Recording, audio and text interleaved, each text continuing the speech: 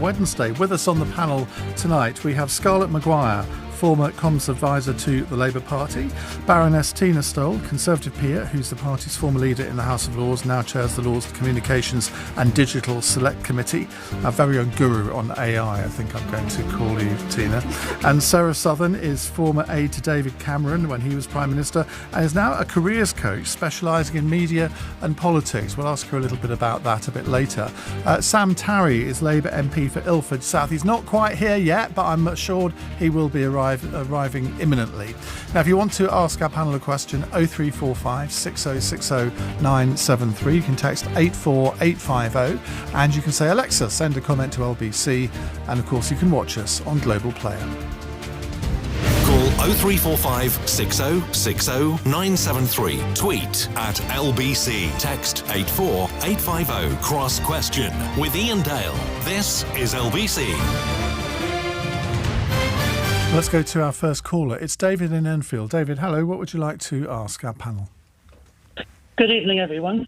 Does the panel agree with Baroness Horsey that Suella Braverman has fueled, quote, rhetorical racism with her recent comments on British Pakistani grooming gangs? The question is, does the panel agree with Baroness Varsi that Suella Braverman, the Home Secretary, is engaged in rhetorical racism around Pakistani grooming gangs?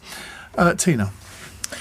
No, I don't agree with Saeeda Varsi on this. I think that what Suella Braverman and the Prime Minister have said recently about grooming gangs and the importance of not allowing issues such as race to somehow dilute or make the authorities hesitant in doing their jobs is an important thing for them to make clear. And it would be, and I think it's wrong to define that as racist, whether you call it rhetorical racism or not. It is true, though, that most individuals who commit these kind of atrocities are white, according to the Home Office recent study on this. Well, we live in a country which is predominantly white, and it's quite true to say that most of the people, mainly men, convicted of these kind of crimes are white. That is true.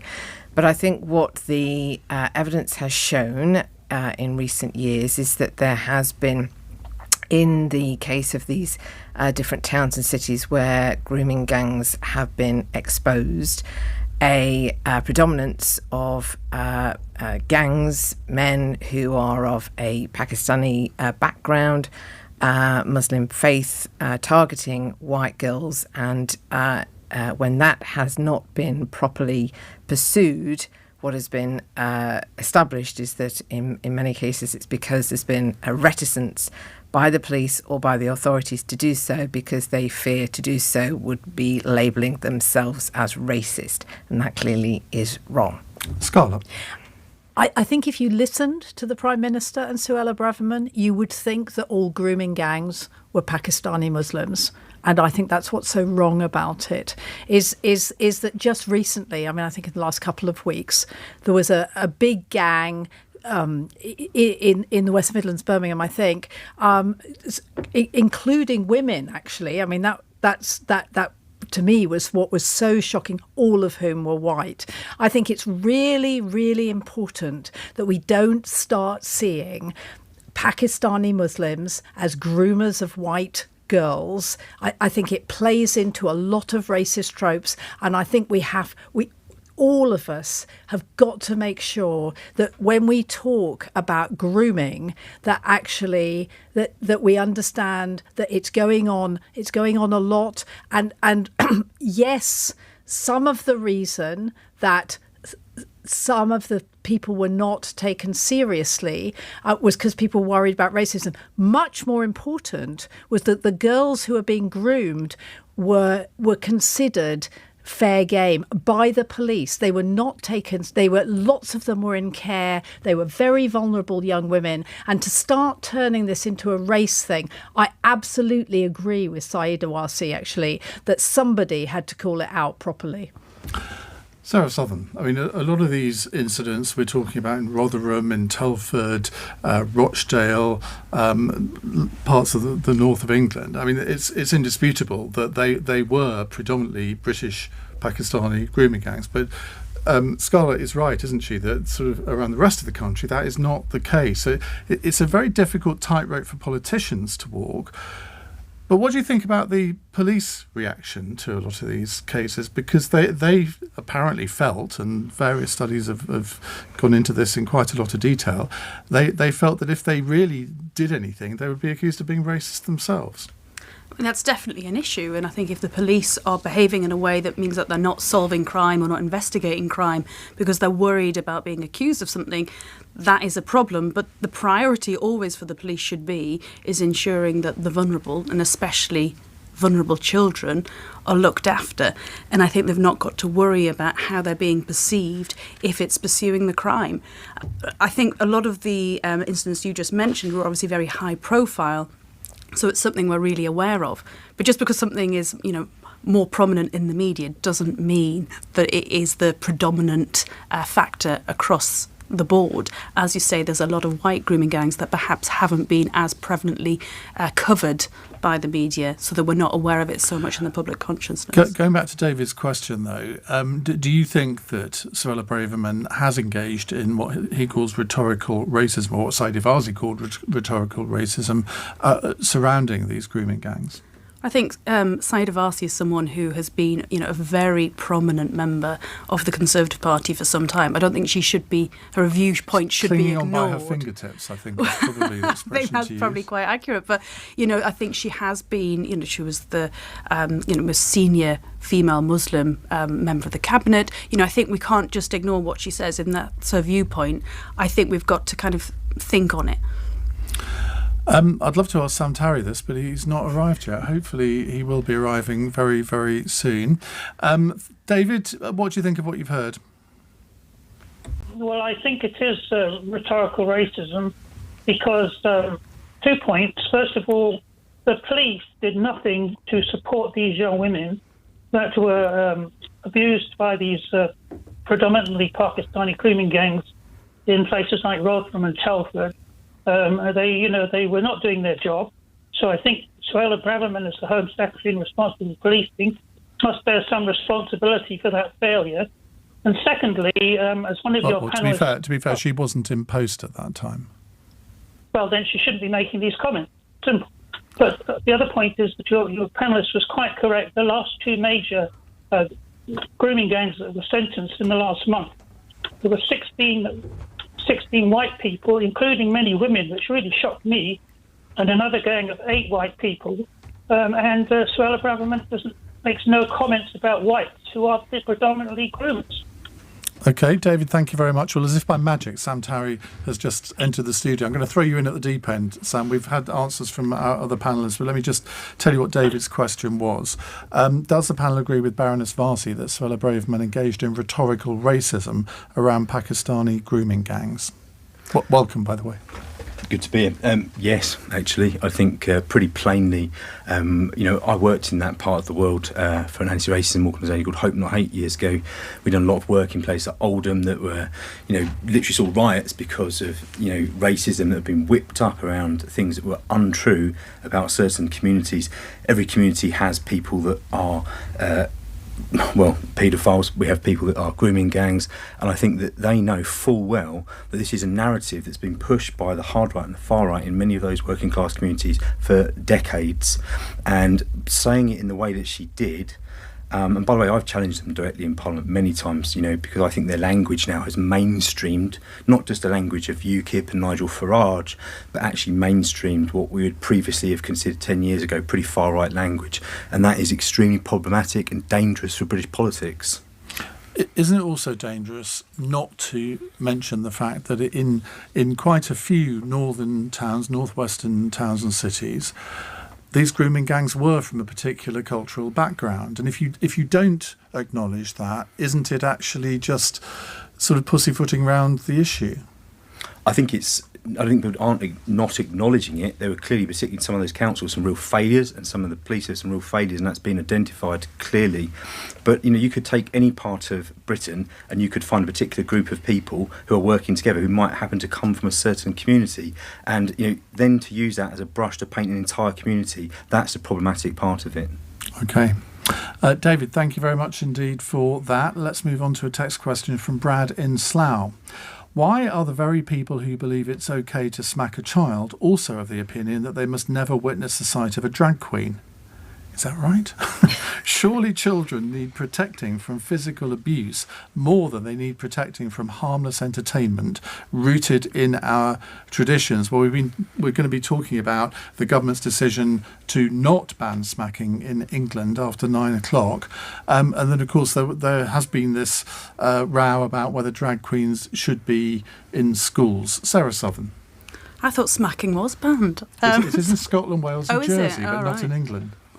Well, I have no intention of smacking any children, so that's not a problem for me. You don't have any children? No, I don't. So I'm glad you're not going to smack anyone else's. I'm not smacking anyone else's kids. And yeah, drag queens in school, fine by me. People not been to a panto before, it's really not that different. It's just entertainment. But I think the point that Brad is making is that he thinks the very people that would not want a drag queen in the school are the very people that would be quite in favour of smacking children. Do you think that is a reasonable analogy to draw? No, I really don't. As I say, I thought smacking was firmly banned, so I don't think anyone was pro-violence towards children, but maybe I've been living in a different plane to everyone else on that one. Scarlett. I've certainly been in debates about smacking children where, I was the wishy-washy liberal who didn't agree with it, though can I first of all say I have smacked my son, right? Such a hypocrite, Scarlett. I have lost it in a supermarket and belted him one. And I was ashamed, and it was a terrible thing to do. I think I was in that supermarket because I remember once seeing a mother do that in a supermarket, and I was walking by. It happens a lot in supermarkets. I just said, do you really think that does any good? And I won't tell you what she said to me, but it wasn't very pleasant. I can tell it doesn't do any good, and it is just absolutely shameful. But what? So I think the debate has gone on, and I think actually that it's a serious thing about you shouldn't be smacking children, and it's interesting the people who think they have a right to smack their own children because they feel that they're their possession, and whether they're the same people who make a fuss about drag queens going into primary schools, I don't know. But, it just seems ridiculous. As Sarah said, haven't you ever been to a pantomime? Well, These are supposed to be for children. I have to admit that as a gay man, I can't stand drag queens. But I would not necessarily ban them. In fact, I wouldn't ban them from going into schools. I think that's just perverse. Yeah, I think it's absolutely fine. Tina.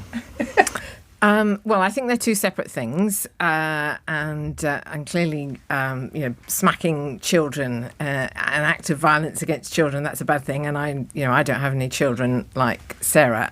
As to drag queens going into schools, I think it sort of comes. In my view, it comes down to, well, what is the reason why drag queens are going into schools? I think for what purpose is a school inviting a drag queen into the school to talk to children? So if you said to me in a very sort of simple sort of way, do you think it's bad that children should be exposed to drag queens? No. And as Sarah said, you go to pantomimes, people, that's nothing wrong with that. But I think what people are starting to question is what seems to be a trend developing, or a fashion for drag queens to be involved in educational settings for some reason. And it's not clear to me why. What is that all about? And I think it's perfectly legitimate for people to ask that question and to debate the reasons for or against it.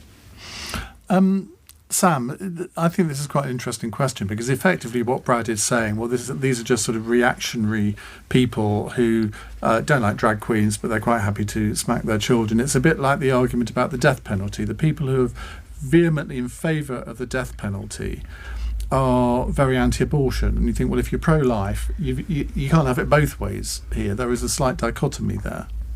I don't think everyone that's socially conservative thinks that you should smack your children. I think that with all of these things, it needs to look on the debate about smacking children. I have to admit, I've threatened to smack my little children sometimes, but never actually followed through on it.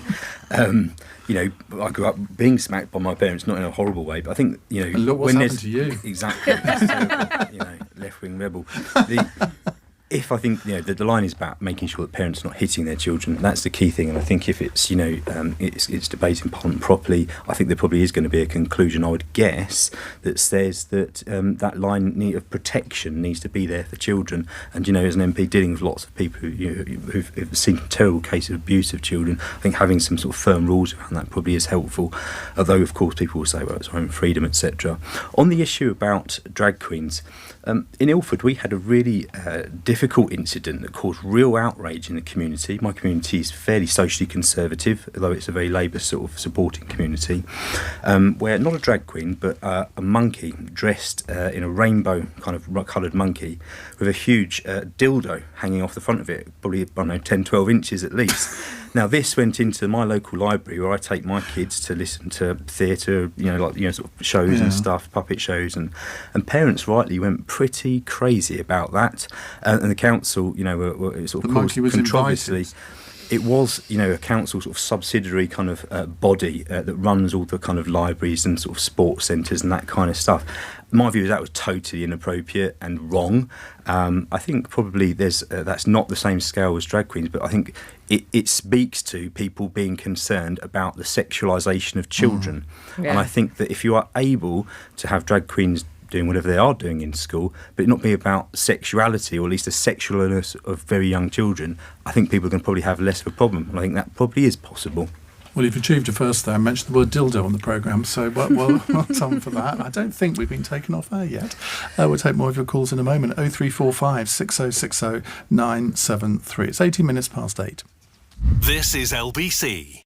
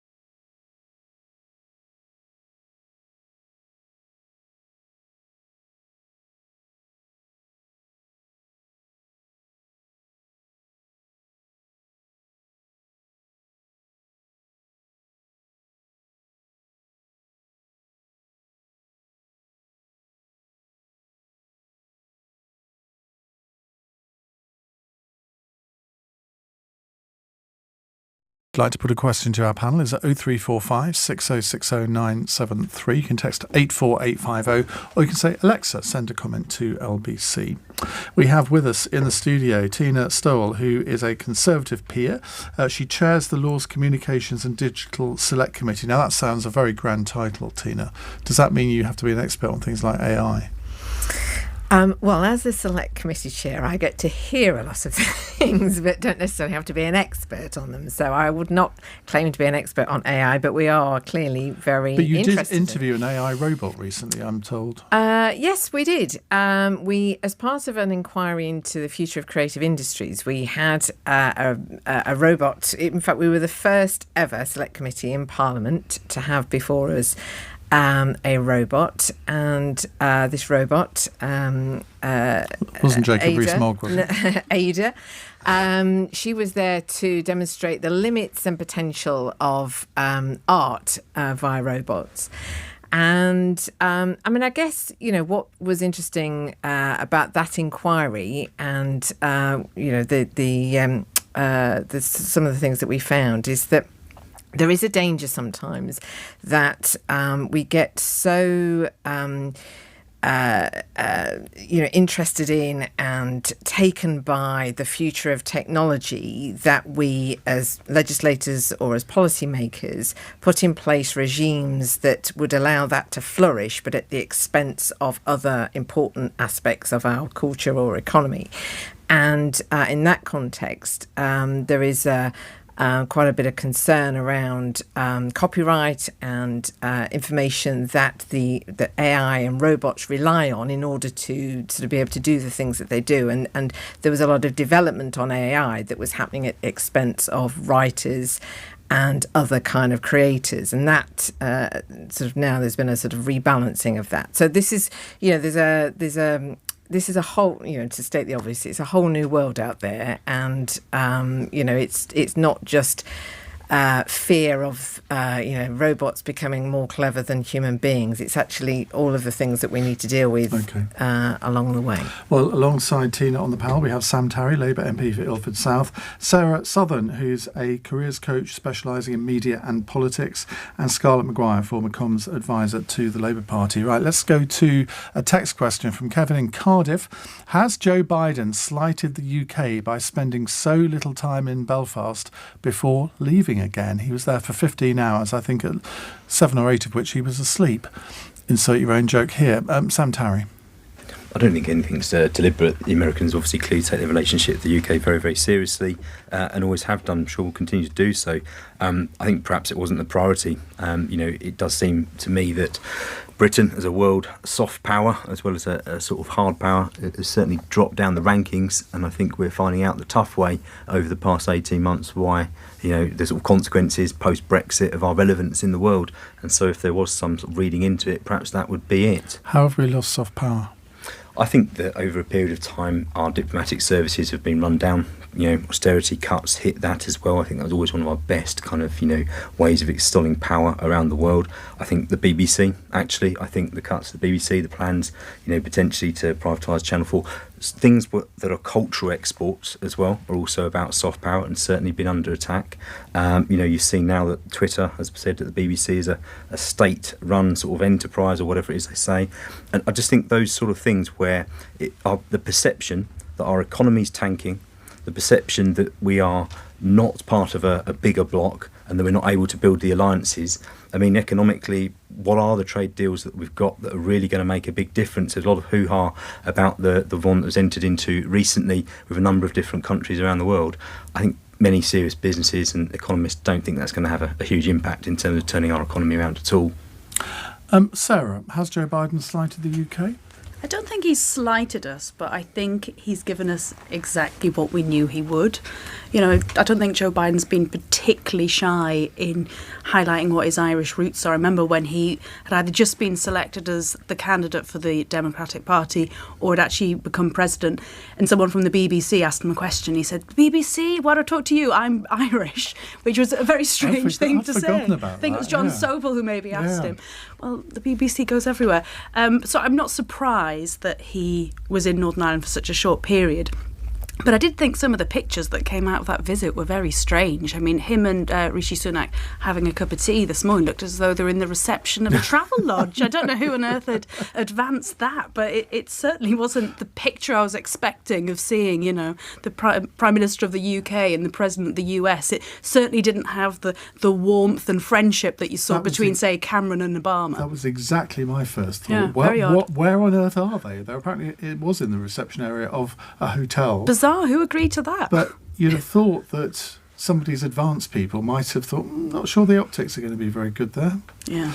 You wouldn't have made that mistake, would you, Scarlett? I hope I wouldn't. But I mean, it was a terrible mistake, because what it did was it underlined what was wrong with the visit to Northern Ireland. Now, I think Joe Biden was in quite a difficult position because of Stormont. I mean, you know, because the DUP has refused to join in with the power sharing, there is not a government in Stormont, and so actually there's nowhere to go. And frankly, the DUP have been pretty rude about Biden in the last 24 hours. So I think there's that problem. And yes, he's made no secret his love for the Republic of Ireland, where he feels he comes from, where, of course, there are lots and lots of voters in North America. So I don't think he slighted us. I just think, like Sam, I agree with Sam, is we just don't matter very much anymore, which is a great shame. Tina? I really don't agree with that. This idea that we don't matter anymore. Where have you got that from? I mean, that sort of stream of different examples that you gave, Sam. I mean, it's just, I don't know. I mean, it's like so negative. I mean, so pessimistic. I mean, you know, so we're not in the European Union anymore. So what? You know, is that really what sort of, you know, made us important? I don't think so. And the BBC is still a powerful international broadcaster with a lot of reach and soft power. Our royal family is still very much an important part of our soft power. The diplomatic service, well, what I don't even know what you're talking about in terms of that being diminished. So I don't agree with that at all. I mean, I think that Biden's visit to Northern Ireland, yes, it was short. I agree with you that the pictures were a bit odd.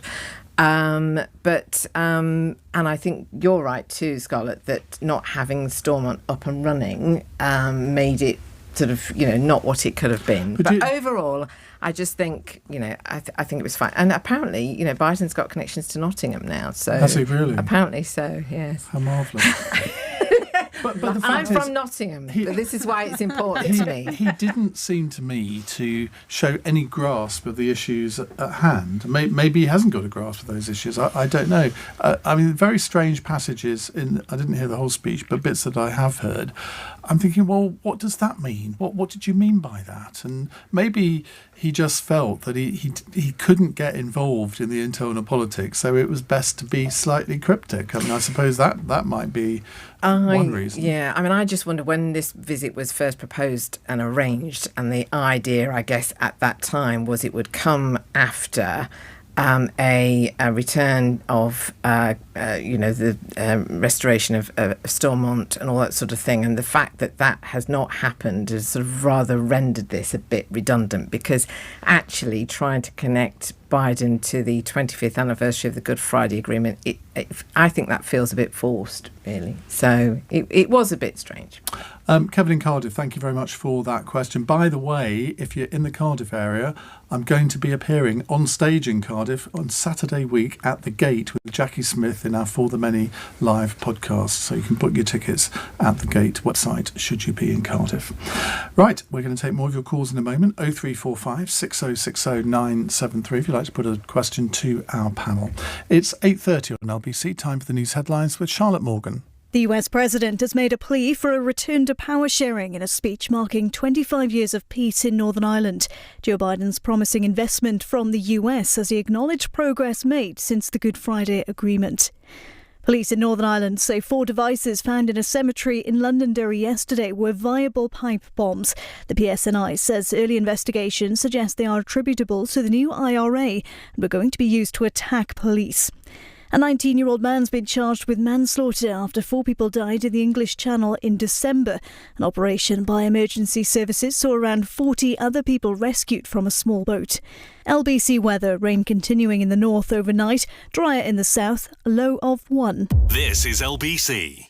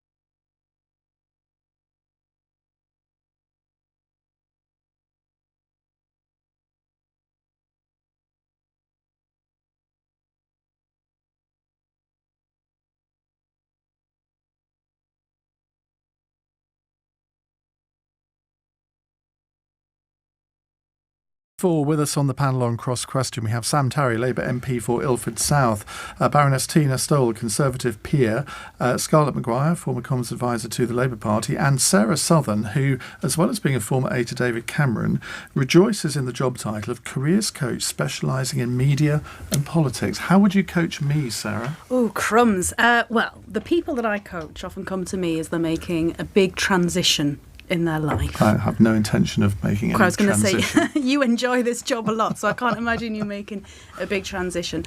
So I work with people who perhaps have worked in a newspaper for several decades and they're now moving on to something else, and it's trying to work out what's best next, how they can use their network to find the next job, how to find within themselves what it is that they want to do next.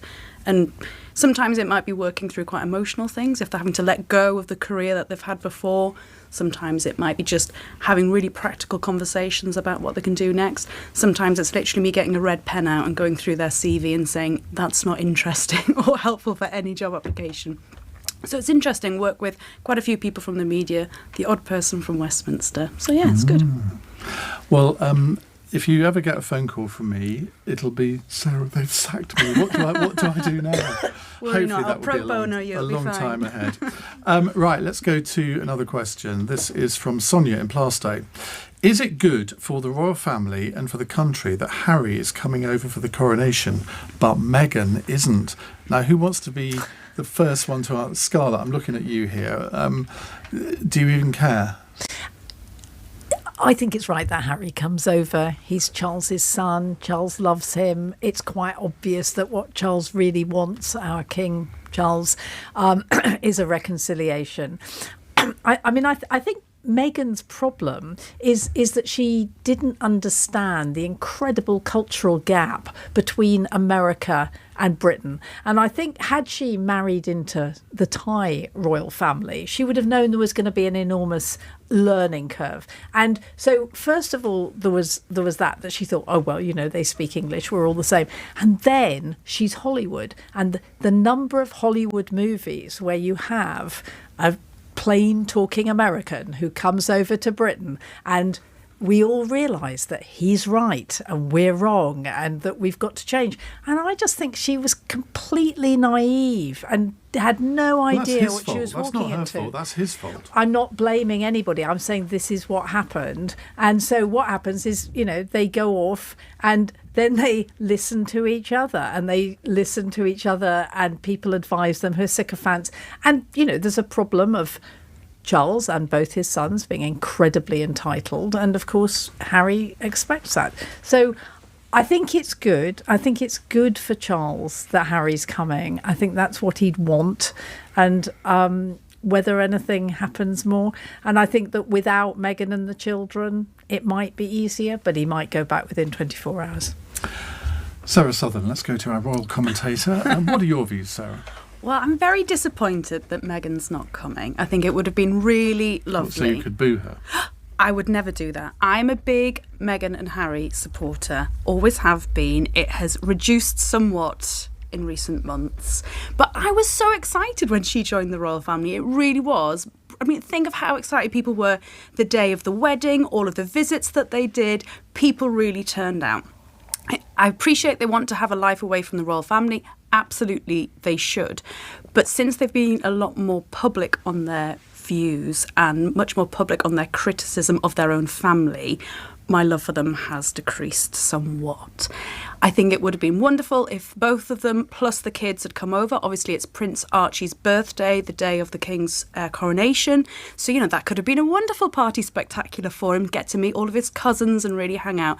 And instead, Harry's probably going to fly in, attend the coronation and then be on his private jet back to LA. And it is a bit of a shame. Saving the planet while he does it. Saving the planet while he does. So it would have been wonderful if they'd all come, but I think it would have been really difficult if Harry hadn't come to support his father. It wouldn't have been right. And I think at the minute, perhaps their popularity with the British public is at its lowest because people are upset with how they've behaved in the last 2 years. And I think if he'd not come, it would have plummeted down further. Sam Tarry, can you bring yourself to give a fig? I do find the whole thing to be quite an excruciating soap opera, to be honest, and sometimes I feel quite a degree of pity actually for a lot of people in the royal family, not because of the vast wealth that they have and the lives that they lead, but because they're living their lives in a gilded cage essentially. And I think when you listened and read some of the stuff that Harry had said, it was pretty painful stuff, difficult stuff that people in all walks of life face. And no one chooses A, who they fall in love with, in his case with Meghan, and B, no one chooses which family they're born into, and they're all difficult things that you've got to just grapple with. It is a moment really where I think that the soap opera hopefully will be put to one side, and it's a moment of pomp and ceremony for the British state, and I hope people that are into the royal family enjoy it for all that it is in that sense. Tina? I don't think I've got much really to add. I mean, like Sarah, when Harry and Meghan first announced their engagement, I thought it was great and I was really excited, and I think the whole country was really. And just to give Nottingham another plug, that was the first city they went to, and the crowds that turned out were huge. And I think everybody was wishing them well. Remember their wedding day, all of that sort of thing. So it is sad that it's turned out the way it has, and it is still hard to work out just quite what's gone wrong here. But as Scarlett said, it seems to be, I think, a misunderstanding on Meghan's part than I think anybody else's. But as far as the coronation is concerned, good that Harry's coming because, as Scarlett says, he's the King's son.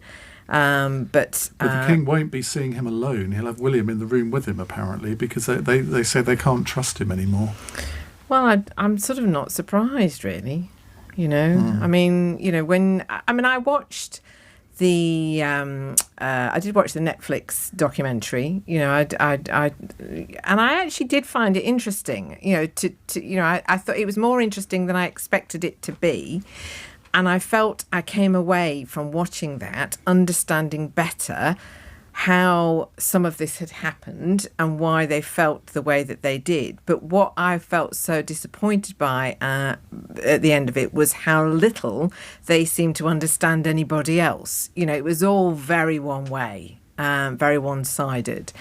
And I think, you know, the sort of things I haven't read his book, but, you know, from what I know about what's in the book. I've got to page 50, but I don't think I'm going to get to any page further. 2. I mean, I think it's, you know, I think what he's sort of, you know, exposed not just about himself, but about, you know, his family members. That's enough about his frostbitten willy. Well, you know. TMI. So yeah, I don't blame them. It's sad. It's all very sad. Right. Well, we've wasted 5 minutes on that, but Sonia's very grateful to us for answering her question, I'm sure. Now, the next question I think is going to take slightly longer, so I'm going to go to an early break at 8:42. LBC. Nick Ferrari at breakfast. Union boss on holiday as doctors walk out. Dr. Rob Lawrenson, co-chairman of the British Medical Association's Junior Doctors Committee, will not be appearing on the picket lines as he takes a week off to attend a wedding. James in Eastbourne. I'm a junior doctor. I'm currently on the picket line. For myself, it doesn't matter. This is an unpaid position for him, and it's a massive amount of work for anyone to do, but particularly a junior doctor. If these 4 days of strike action do not bring about a deal, what happens next? If there's not any movement from the government in terms of coming and giving an offer on the table, then I can only imagine that there'll be more industrial action. Nick Ferrari at breakfast. Back tomorrow morning from 7. Listen on your radio and on Global Player. LBC.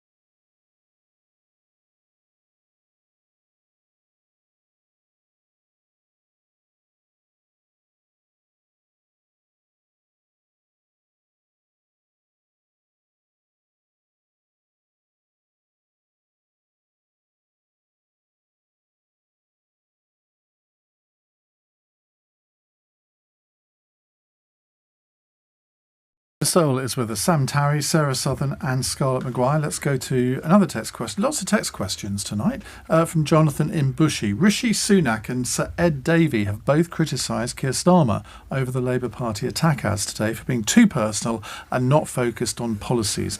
Have they been a big own goal for Labour, or is the fact that they're talking about it a sign that they worked? Scarlett Mccgwire, now you have form on sort of communications in the Labour Party. What's your reaction to all of this? The problem with those sort of attack ads is they work, right? Is the Conservatives are famous for those sort of attack ads. Linton Crosby. I've got a recent one actually of Bridget Phillipson, where it says, "Your MP voted to keep illegal migrants in Britain."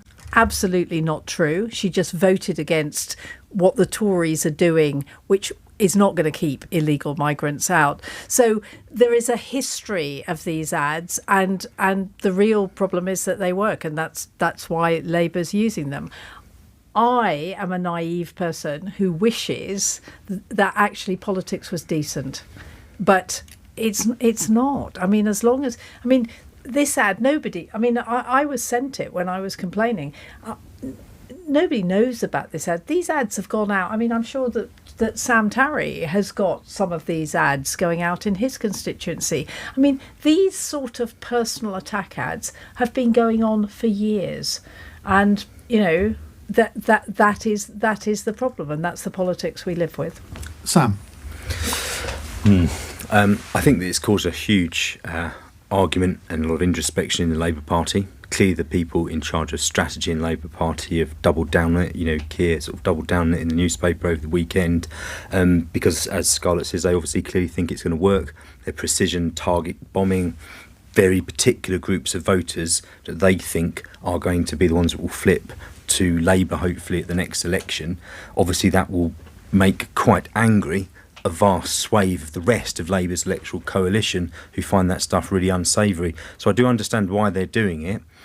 I felt particularly uncomfortable, I have to say, about the Sunak one and about the paedophile thing. And if we go back to what we talked about at the start, our first Asian Prime Minister, the sort of rhetoric as the far right around, Asian grooming gangs, I just thought that was unnecessary. I don't think that will necessarily particularly win us votes. And I think that potentially, it really reminded me, do you remember Phil Wallace and that dreadful election and some of the leaflets that he put out? And I just think, the Labour Party, can win elections. We have to be ruthless, of course. We have to chase down those voters. And, politics is a pretty dirty business at times, take it from me.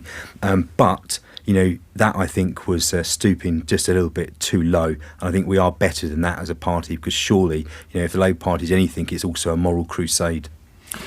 That's an interesting point, because I said on the programme yesterday that I thought that there'll be a lot of Labour Party activists that actually rather like this. And it was about time Keir Starmer took the fight to the Tories, because they do it to us all the time. Why shouldn't we do this? But if you want to win an election, you've got to win over swing voters. And Sarah Southern, my contention yesterday was that I doubted whether this would appeal to the kind of swing voters in the south of England that Labour might want to get. But somebody on the programme said, yeah, but you're missing the point. These are aimed at red wall voters. Well, I would probably agree with you on that. One of the difficulties with attack ads like this is that they obviously devised at the HQ of whether it's the Tories or whether it's the Labourers. Yes, they come from both sides at times.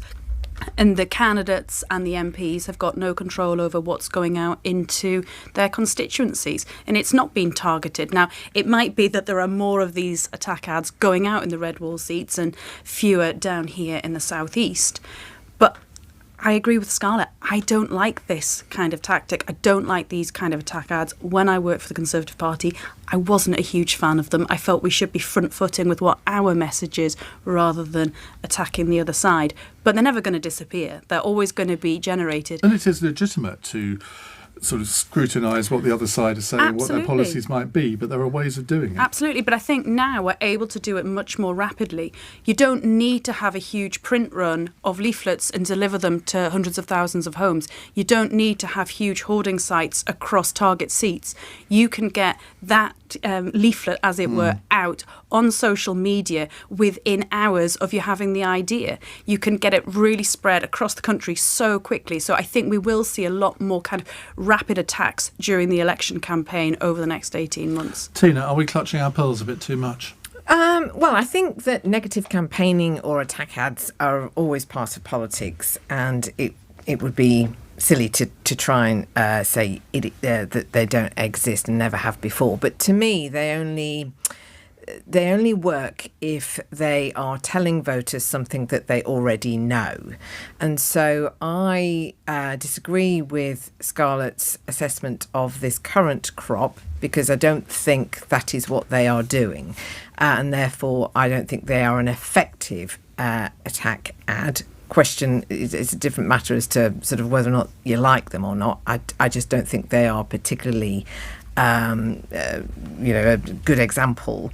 But I think the other way in which they are not effective is if it's all you've got. So if all you've got to offer is a criticism or attack of your opponent, and you're not in any position to offer something which is what you would do and is compelling and of interest to the people that you are targeting, well, you can attack as much as you want your opponent, but people are soon going to tire of that. So that's why I don't think these are particularly effective, because as much as Keir Starmer and the Labour Party have, I think, since Christmas, noticeably to me, got their act together in using recesses for getting their message out, all that. I think tactically they've got a bit smarter. I still don't think they've got much to say about themselves. Scarlett, just finally on this, Keir Starmer has spent the last 3 years trying to convince people that he's a very decent man, and that he's the antithesis of Boris Johnson and possibly Rishi Sunak, but mainly Boris Johnson.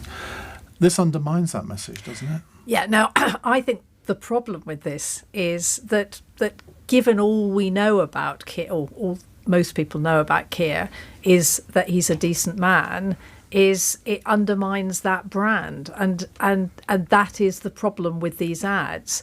And I mean, actually, had the one that's come out today or yesterday about Rishi Sunak's wife being a non-dom and not paying tax come out, I think that was fair enough, right? I mean, here you have a Chancellor of the Exchequer, and his wife is exploring exploring a tax loophole, right? I mean, and I think that's a much more fair enough. Whereas I think the one that was put out on Friday was very similar, Thursday night, Friday, to the one I read out about Bridget Phillipson, where actually you don't feel entirely comfortable. Right, let's go to Malcolm in Bodmin. Malcolm, hello, what would you like to say? Evening, Ian. Evening, panel. Does the panel agree with me, speaking of attack ads, does the panel agree with me that the right-wing press attack on the representative of the doctor's representative on the BMA being attacked because he's at a family wedding or the wedding of a close family friend is an absolute disgrace, given that the role he does is unpaid. So his representation, which he gives to his fellow doctors, he does not get paid for it, and yet he is attacked by the media because he goes off to a pre-arranged, by some months, I dare say, wedding of a very close family friend. OK, well, this was in the Daily Telegraph this morning. They highlighted the fact that Dr Rob Lawrenson from the BMA's Junior Doctors Committee has gone abroad for a friend's wedding during the 4-day walkout. When I read this story this morning, I thought, is that the best you've got, Sarah? I mean, it's not ideal timing for him, but I agree with you. I mean, the lad's allowed to have a life. He's volunteered his time to the union. If he wants to go on holiday when it coincides with that, then he can. I think one of the points they were making was that he will still be paid because it's part of his annual leave that was pre-booked. So he's going to be paid during the strike, whereas his fellow doctors presumably won't be. But even so, Sam Tarry, it's a stretch to really get anyone very excited about it. Trade unionists always get attacked. Before I was an MP, I was called the intercity rail boss and all sorts of nonsense in various tabloid newspapers attacking me for doing things which I thought were actually standing up for workers. It's kind of par for the course, really. I think most trade union leaders will have some sort of tabloid clippings on the wall as a sort of badge of honour almost. I think the real issue here is actually why the BMA junior doctors are going on strike. And by the way, consultants are actually likely to be balloting and probably going to be successful and also going for strike action. So this is going to get far worse in the NHS before it gets any better. There's a piece in a couple of... Not sure many people are going to have much sympathy with consultants given what they are. Perhaps not, but I think the fact is that there are many consultants and junior doctors who are getting trained in the UK and now leaving. There's an article I read just today about the scale of immigration into Australia from the UK. It's the record levels, I think, in entire Australian history. They are taking, our brightest, our, most able doctors and nurses. And you've got to ask yourself why. Because in this country, in simple terms, both nurses, despite their 5% pay rise, which I, by the way, think is nowhere near enough what they deserve, junior doctors, why would you go into a job where actually for the first few years of that job, and I think a few junior doctors have even put their pay sort of packet salaries, you get around £1,800 take-home pay after tax, etc., on your monthly pay packet. That is not enough to keep people in the job, but they have the responsibility for whether it be geriatrics or paediatrics, people's lives, whether it's dealing with intensive trauma of people coming into accident emergency. We are not paying people the money that they are worth. If you compare it to other European countries, if you compare it to Japan, if you compare it to Australia, we're paying these people nowhere near enough. And the NHS crisis will continue to get worse until we value the staff there. We can talk about reform. There's a debate in the Labour Party. There's always a debate in Parliament about what reforms the NHS, whether it should be more privatised, less privatised. The simple fact is you have to value the workforce in the NHS, and they're not paid enough. Briefly, if I can, from both of you, Tina. Well, clearly we want our doctors to be to receive reasonable pay, but I think what Sam has just argued. The pay that they're on right now in terms of year one they can earn up to 38,000, year two it goes up to 40 something, and after that when they're doing specialities up to into the 50s. I don't think that's right. Year one. They're going to get a minimum of 30,000 from September, but I don't think you get 38,000. I think they can get up to 38,000. But back to the original question that was put to us by your caller. So in my view, I think that we have a situation where the junior doctors have chosen to come out on strike for 4 consecutive days immediately after Easter, at a time when lots are going on holiday, including, it seems, the leader of this union. So staff are going to be, the whole pressure in terms of being able to cope with this is incredibly difficult.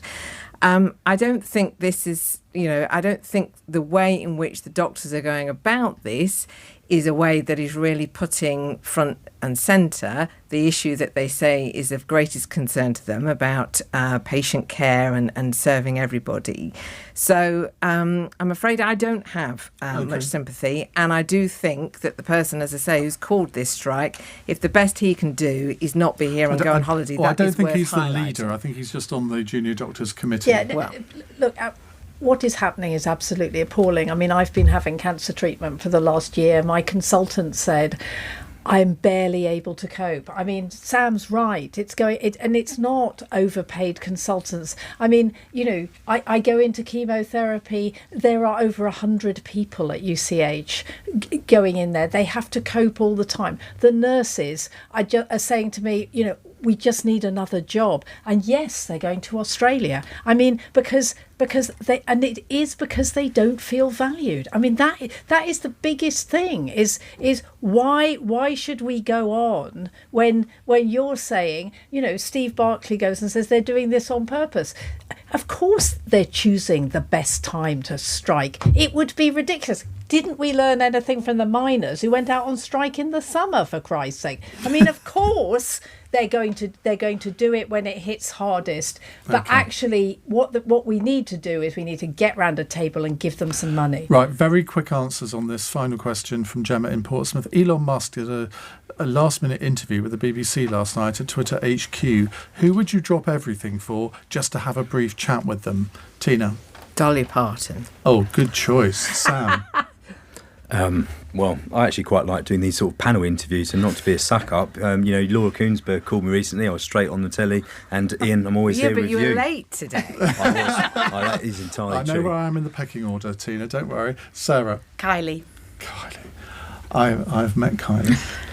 Oh, she's God. wonderful, isn't she? I'm afraid I'm old-fashioned. It would be George Clooney. I just think he's so interesting. Shall I tell you my Kylie anecdote very quickly? Can I do that? It was at Michael Ashcroft's 70th birthday. Too. Yeah. You were there too. We're all there. And we were on Liz Sugg, Cameron's events woman, who wouldn't have allowed that photo up in... No, she definitely wouldn't. She dragged me onto the dance floor, and the final act was Kylie Minogue. We couldn't believe it. That It was Kylie so Minogue exciting. Was there. It really was exciting. And I was sort of bopping away. This was quite a few years ago. And suddenly I heard this male voice in my ear say, "Do you realise we're 6 feet from Kylie's arse?" Do you know who that was? It's David Cameron. Oh my God. And on that bombshell, ladies and gentlemen, I should bring proceedings to an end. I think we've had the most smutty cross question ever tonight, haven't we? Sarah Southern, Sam Tarry, Tina Stowell, and... and you've forgotten my name. No, I haven't forgotten your name, but I know always, when I don't have the names in front of me, I know I'm going to forget one. Scarlett Mccgwire, thank you very much indeed. Right, coming up in the next hour, we're going to turn our attention back to the vexed subject of smacking, because the government has rejected calls to ban physical punishment of children in England, saying they're already protected in law. Now, in Wales, Scotland and Jersey, any type of corporal punishment, including smacking, hitting, slapping and shaking, is illegal. Well, the NSPCC and Bernardo say England must follow suit, but the government has argued that parents should be trusted to discipline their children. What say you? 0345 6060 973. That is the number to call here on LBC. Over the next hour, we're going to get into smacking. I shouldn't have said that with such relish, should I? On your radio, on Global Player, and Play LBC. leading Britain's conversation.